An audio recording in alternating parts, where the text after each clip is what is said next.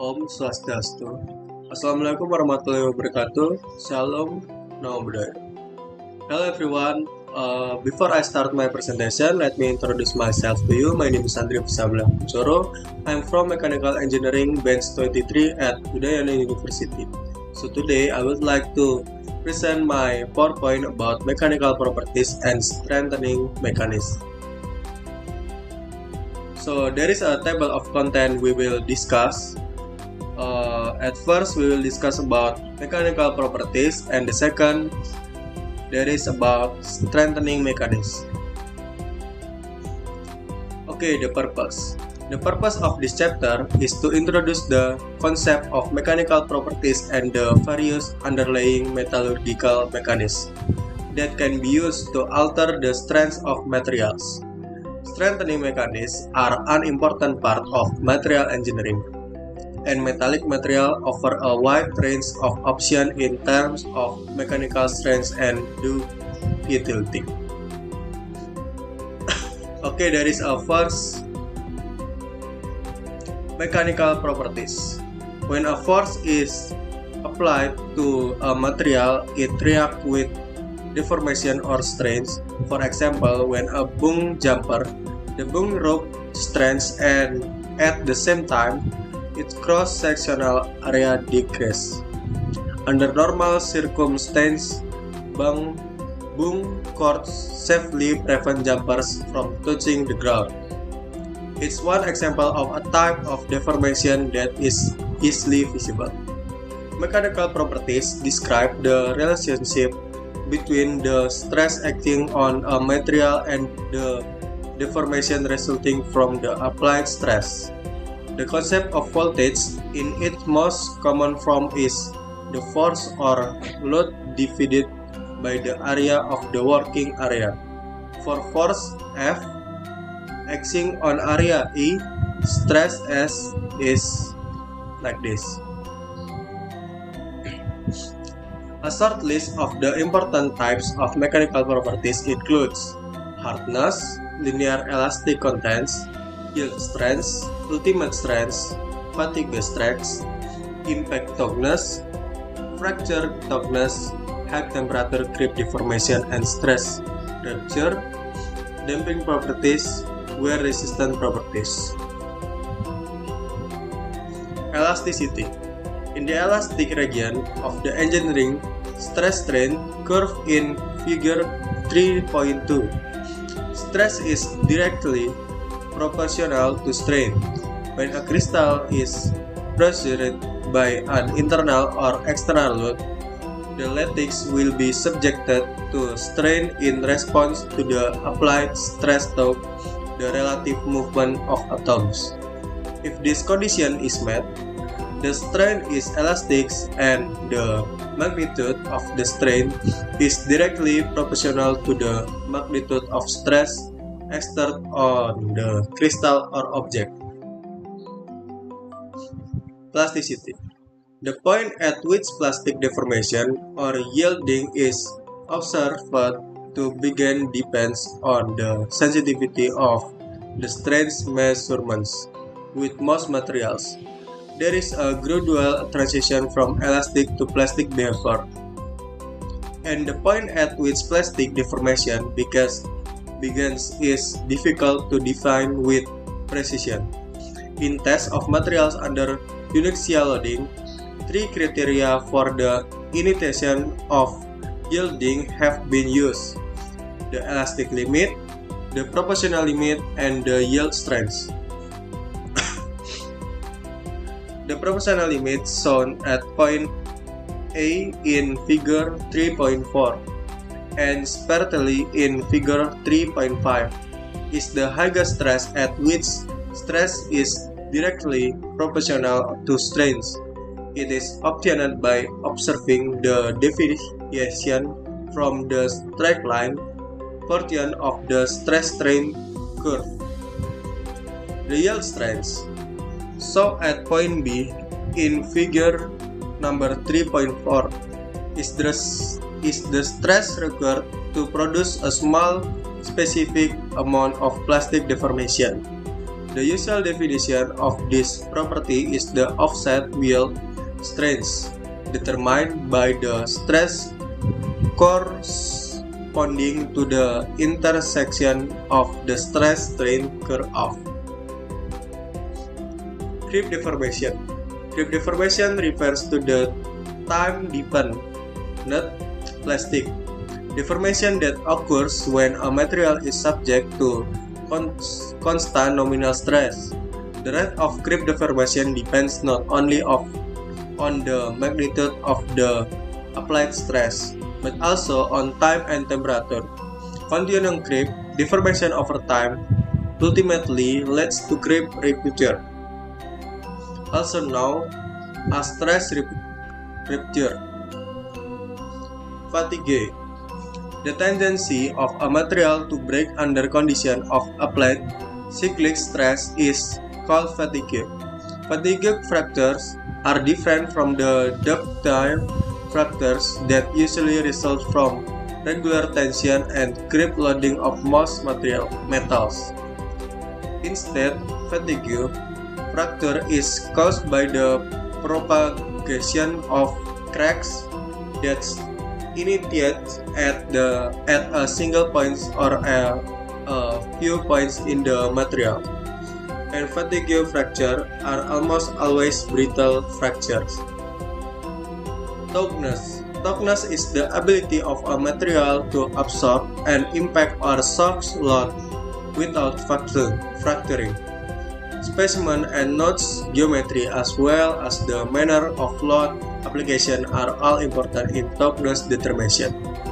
For dynamite, high strain rate, loading condition, and when a node or point of stress concentration is present, node toughness is assessed by using an impact test, such as the Charpy impact test. Hardness. Hardness is the resistance of a material to plastic in tension. While the measurement of hardness can involve only a simple scratch test or bond test, it usually involves the amount of indentation caused by the application of a hard indenter of some standard shape and materials. Strengthening mechanism. Solid solution strengthening is a mechanism that increases the strength of a metal through the careful addition of special alloying elements, the insertion of substitutional and/or interstitial alloying elements produce a strain in the crystalline lattice of the host solvent structure because the salt atoms typically have a different size than the host atom, like a figure number 3.15. Solid solution strengthening of iron and steels. The addition of carbon to pure iron increases the room temperature yield strength of iron by more than 5 times, figure number 3.17. But carbon has limited solubility in iron. Ferrite heat treatment of steel is a much more effective way of strengthening steel solid solution. Strengthening of iron and steel is more effective with other alloying elements, like a figure number 3.18. Effect of grain size. Grain boundaries are effective obstacles to slip because the slip of dislocation in the lattice of individual grains cannot easily cross the high energy barrier of grain boundaries. Instead, dislocation are blocked and pile up at the grain boundaries.